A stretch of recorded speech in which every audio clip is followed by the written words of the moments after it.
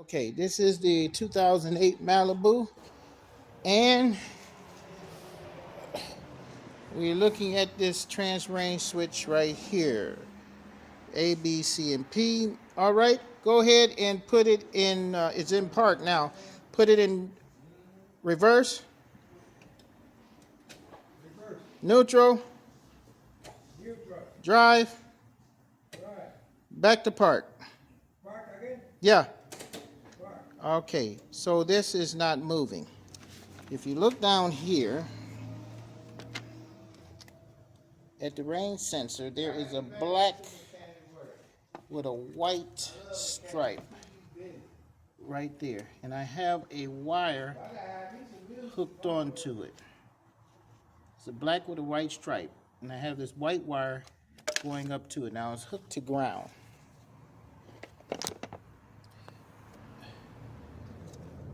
Oh.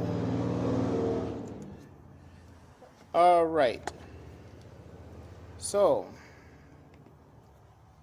if it's hooked to ground, you see that this changed from low, high, high, low. I'm gonna take this back off. Where is it? It's right. Boy, where's the battery? I'm gonna take this off, and then you're gonna see it's on high, high, high, high.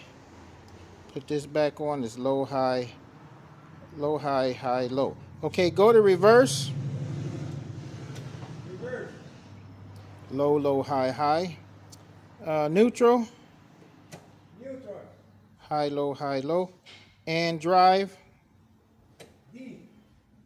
which is high, low, high. So the reason I went to the ground first, because the other wires are all affected. If it was just one wire affected, I would go somewhere else. So the ground, they all connect to the ground.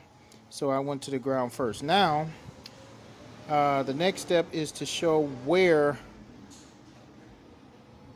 the ground goes. It's ground 107, and it's on the lower left side of the engine block. We're going to check that. Okay.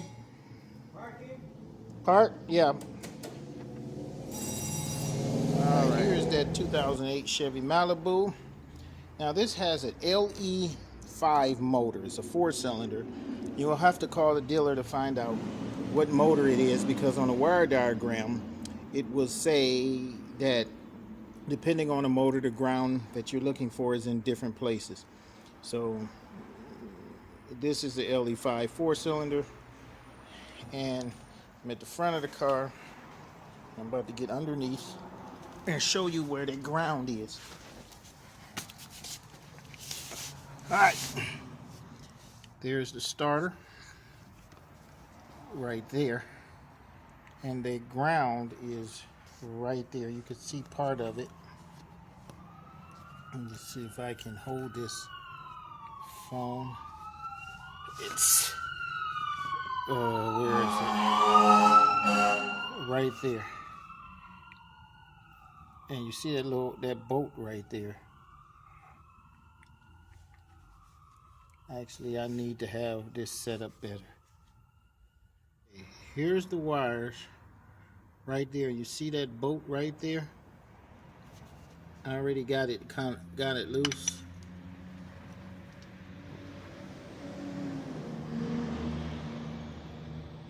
Right here. This is where the wires are. This is a bunch of grounds, about 5 of them. Now it's moving because I have it loose. I already loosened it up. So I'm going to take this out, and we're going to look at this wire and see where the brake is. It's almost like the Chevy Cobalts to me, and I'm sure that the wire is disconnected. We'll test it and see.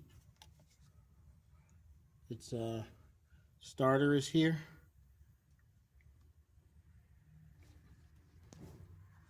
Starter is right there, and it's on this side, right over there. Okay, so here's that plug up top. I pulled it up, and you can see right here that this is disconnected. So I'm going to touch this right there.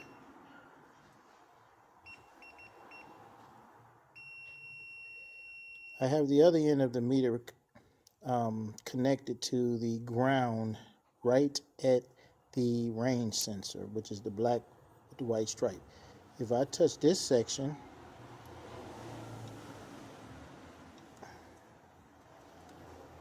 man, it doesn't make a noise. But if I touch this, it makes a noise. Touch this, nothing, makes a noise. So that means that this here had to be cleaned up real well, and that you need to cut this part and put these wires back on this connector and resolder it. This is the reason why the range sensor readings were completely high, because this ground has corroded and rusted from this this eye right here. So that's how it is. Okay, so you know where it is. You always check this. Again, this is like the Chevy Cobalt. They do this. So I'm sure it's more than one ground here. So let me move this out the way, and I'm going to fix this and verify the fix on this ground here. Okay, there's the bolt there, and there's the repaired wire right there. I soldered all of the 5 wires together, put them back in, and we're going to go up top and see.